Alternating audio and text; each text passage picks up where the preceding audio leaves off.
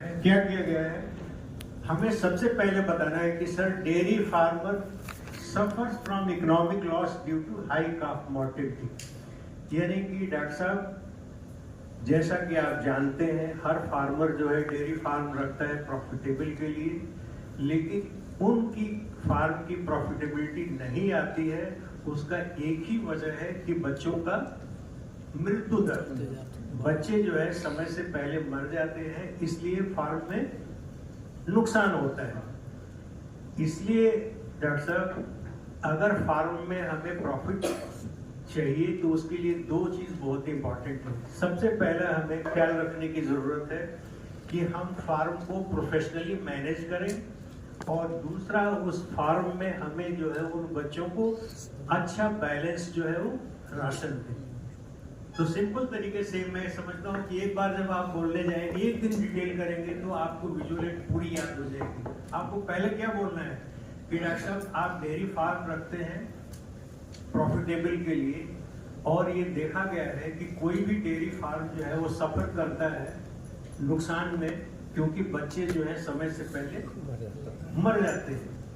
और जैसा साइंस कहता है कि अगर हमें डेयरी फार्म में फायदे लेने हैं तो दो चीज का ख्याल रखने की जरूरत है। एक तो डेयरी फार्म में हमें प्रोफेशनली मैनेज करना है, और दूसरा हमें बच्चों को अच्छा जो है न्यूट्रिशन देने की जरूरत है। अगर हम ये दो काम करेंगे तो हमारे डेयरी फार्म में नुकसान नहीं होगा। अब साइंस ये कहता है कि कई फैक्टर हैं जिनकी वजह से डेयरी फार्म में बच्चों की डेथ होती है, जैसे कि जेनेटिक है, पुअर इम्यूनिटी है, डिजीज है, बच्चे स्मॉल या वीक पैदा होते हैं, एक्सीडेंटल डेथ है, डिस्ट्रोफिया है, मैल न्यूट्रिशन है, सेक्स है और एज है। अब इसको जहाँ जरूरत हो वहाँ एक्सप्लेन करिए, अदरवाइज इनका सिर्फ नाम उनके सामने लीजिए।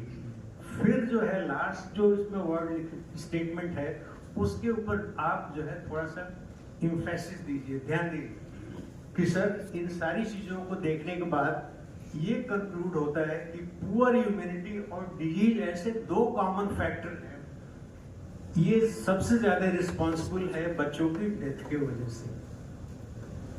सारी चीज बताने के बाद हमें नीचे जब डिटेल करना है तो ये हमें खास तौर से उनके इम्फेसिस करना है कि इन सारी चीजों के ऊपर दो चीज डिफाइन हुआ है कि एक पुअर इम्यूनिटी और दूसरी डिजीज जो है, पुअर इम्यूनिटी और डिजीज जो है कॉमन फैक्टर है एनिमल की डेथ के लिए।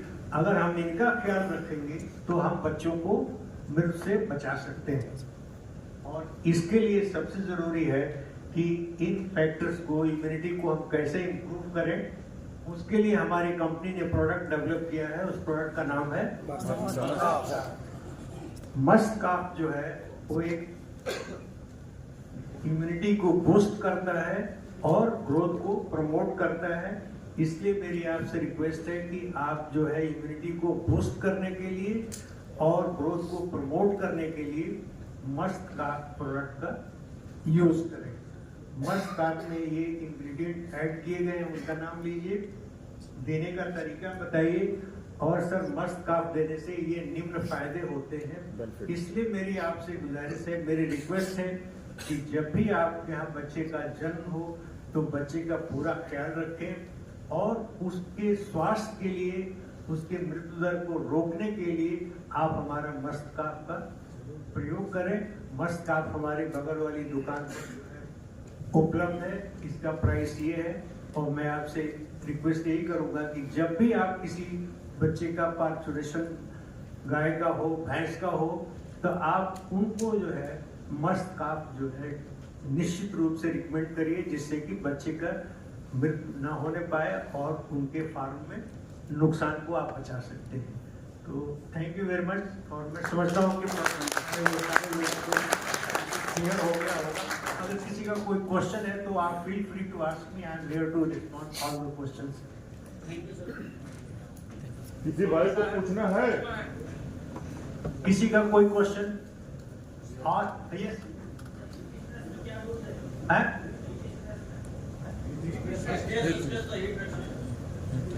हीट स्ट्रेस हीट स्ट्रेस में काम करेगा।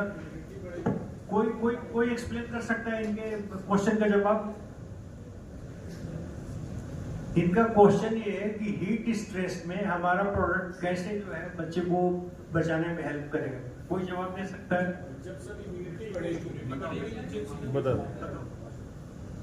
जब सब इम्यूनिटी बढ़ेगी बॉडी में तो उसको मौसम का प्रभाव कम पड़ेगा। जब बॉडी में इम्यूनिटी बढ़ेगी तो उसको मौसम का प्रभाव कम पड़ेगा, जिसकी वजह से जो है क्या डोज तो अभी बताया गया ना, 20 ml पर डे देना। 3 महीने के बच्चे के डोज सेम है। डोज सेम है, 3 महीने तक 20 ml देना है और 3 महीने के बाद जो है 40 ml देना है। सर कितने दिनों तक देना है? 0 to 90 days। 6 महीने तक हो गया ना? 6 महीने तक 6 महीने तक हो 6 गया। महीने तक देना है। कितने दिन देना है? इस बात ये है समस्या क्या है? 3 से लगा था। समस्या क्या है? जो फिट्स रहते हैं, बच्चे रहते हैं ना, उनका ग्रोथ बहुत फास्ट रहता है।